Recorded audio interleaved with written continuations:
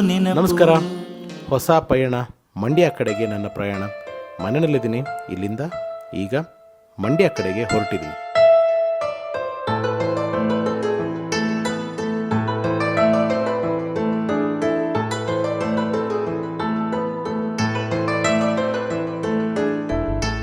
ಈತ ಒಬ್ಬ ವಿದ್ಯಾವಂತ, ಜೊತೆಗೆ ಬಹಳ ದೊಡ್ಡ ಪ್ರತಿಭಾವಂತ ರಂಗಭೂಮಿ ಕಲಾವಿದ, ನಟ, LLB ಮಾಡಿದ್ದಾರೆ.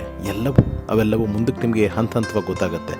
ಅವರೇ ಕನ್ನಡ ಕಿರುತೆರೆ ಲೋಕ ಕಂಡ ಒಬ್ಬ ಅಪ್ರತಿಮ ನಟ ಶ್ರೀ ರವಿ ಪ್ರಸಾದ್, ನಮ್ಮ ಮಂಡ್ಯ ರವಿ.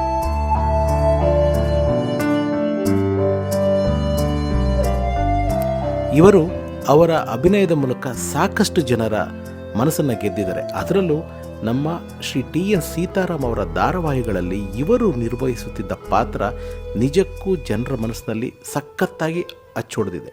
ಶ್ರೀ TN ಸೀತಾರಾಮ್ ನಮ್ಮ ಮಂಡ್ಯ ರವಿಯವರ ಬಗ್ಗೆ ಒಮ್ಮೆ ಈ ರೀತಿ ಹೇಳಿದರು. ಅವನಿಗೆ ಬಂದ ಜನಪ್ರಿಯತೆ, ಬಿದ್ದ ಚಪ್ಪಾಳೆಗಳು ಇವತ್ತು ಮರೆಯಬಾರದು. ಮಿಂಚು was one of his best. ಗೊತ್ತು ಸರ್, ಆದರೆ ಈಗ ನಮಗಿರೋದು ಒಂದೇ ವಾರ ಟೈಮ್.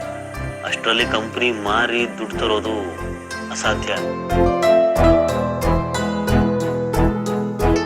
ನಮ್ಮ ರವಿ ಅವ್ರಿಗೆ ಅವರ ಶ್ರೀಮತಿ ಅಂತಂದರೆ ಪಂಚಪ್ರಾಣ. ಯಾವಾಗಲೂ ಅವರ ಧರ್ಮಪತ್ನಿಗೆ ಏನು ಹೇಳ್ತಿದ್ರು ಗೊತ್ತಾ?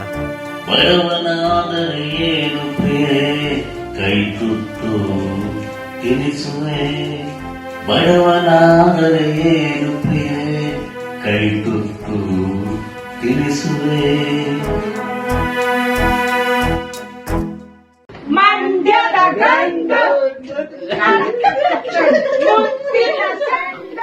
ಇವರು ಒಬ್ಬರು ಕಲಾವಿದನಾಗಿ ಕೂಡ ಸಾಕಷ್ಟು ಗುರುತು, ಗೌರವ, ಅಭಿಮಾನನ ಸಂಪಾದಿಸಿದಂಥವ್ರು.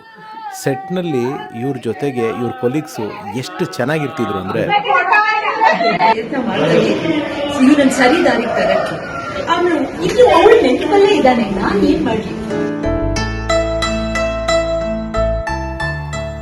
ತನ್ನ ಪ್ರೀತಿಯ ಮಗ ರಾಜೀವ್ ಅಂದರೆ ನಮ್ಮ ರವಿಯವರಿಗೆ ಅಷ್ಟೊಂದು ಇಷ್ಟ. ಅವರ ಹುಟ್ಟುಹಬ್ಬಗಳನ್ನ ಅಥವಾ ತಂದೆ ಮಗ ಒಟ್ಟಾಗಿ ಇದ್ದ ಕೆಲವು ಹ್ಯಾಪಿ ಮೂಮೆಂಟ್ಸ್ಗಳು ಎಷ್ಟು ಚೆನ್ನಾಗಿತ್ತು ಗೊತ್ತಾ?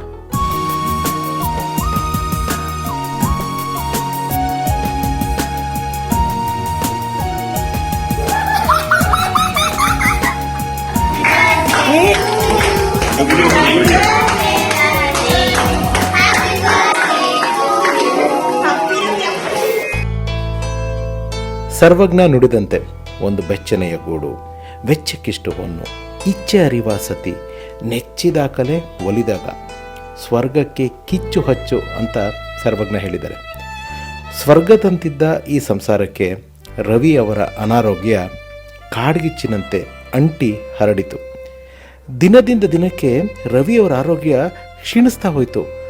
ಅವರು ಈ ಭೂಲೋಕದ ವ್ಯಾಪಾರವನ್ನು ಮುಗಿಸುವ ಒಂದೆರಡು ದಿನಗಳ ಮುನ್ನ ಅವರು ಪ್ರೀತಿಸ್ತಿದ್ದ, ಅವರು ಅಷ್ಟೊಂದು ಹಚ್ಕೊಂಡಿದ್ದ ಅವರ ಮಗನಿಗೆ ಅವರು ಹಾಸ್ಪಿಟ್ಲಿಂದನೇ ಈ ಆಡಿಯೋ ಮೆಸೇಜ್ ಕಳಿಸಿದರು. ಇದನ್ನು ಕೇಳಿದ್ರೆ ನಮ್ಮೆಲ್ಲರ ಹೃದಯ ಹಿಂಡತ್ತೆ. ಐ ಲವ್ ಯು ಮಗನೋ, ಮಿಸ್ ಯು ಮಗನೋ. ಹೌದು ಮಗನೋ, ಆಯಿತು ಬಿಡು ಮಗನೋ, ಪರವಾಗಿಲ್ಲ. Miss you ಮಗನೋ.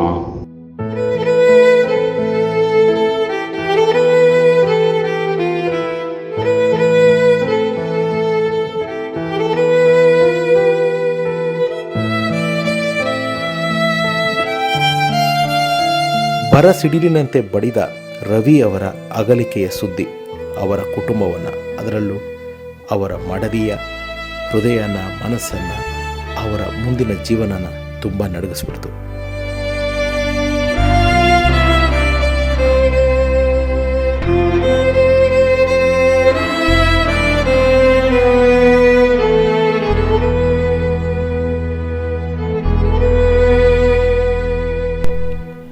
ಬನ್ನಿ ಮಂಡ್ಯಕ್ಕೆ ಹೋಗೋಣ. ರವಿಯವರ ಮನೆಗೆ ಹೋಗಿ ಅವರ ಮಡದಿಯ ಮನದಾಳದ ಮಾತುಗಳನ್ನು ಕೇಳೋಣ. ಒಬ್ಬ ವ್ಯಕ್ತಿ ತನ್ನ ಜೀವಿತಾವಧಿಯಲ್ಲಿ ಏನೆಲ್ಲ ಕನಸು ಕಂಡಿರುತ್ತಾನೆ, ಆದರೆ ತುಂಬ ಚಿಕ್ಕ ವಯಸ್ಸಿನಲ್ಲಿ ಬೆಳೆಯಬೇಕಾದ ಆ ವ್ಯಕ್ತಿ ಅಕಾಲಿಕ ಮರಣಕ್ಕೆ ತುತ್ತಾಗುತ್ತಾನೆ. ಆಗ ಅವನಿಗೆ ಅನಿಸುವ ಅನಿಸಿಕೆ, ಜೀವನದಲ್ಲಿ ಮರಣವೂ ಒಂದು ಮುಖ್ಯ ಪಾತ್ರ.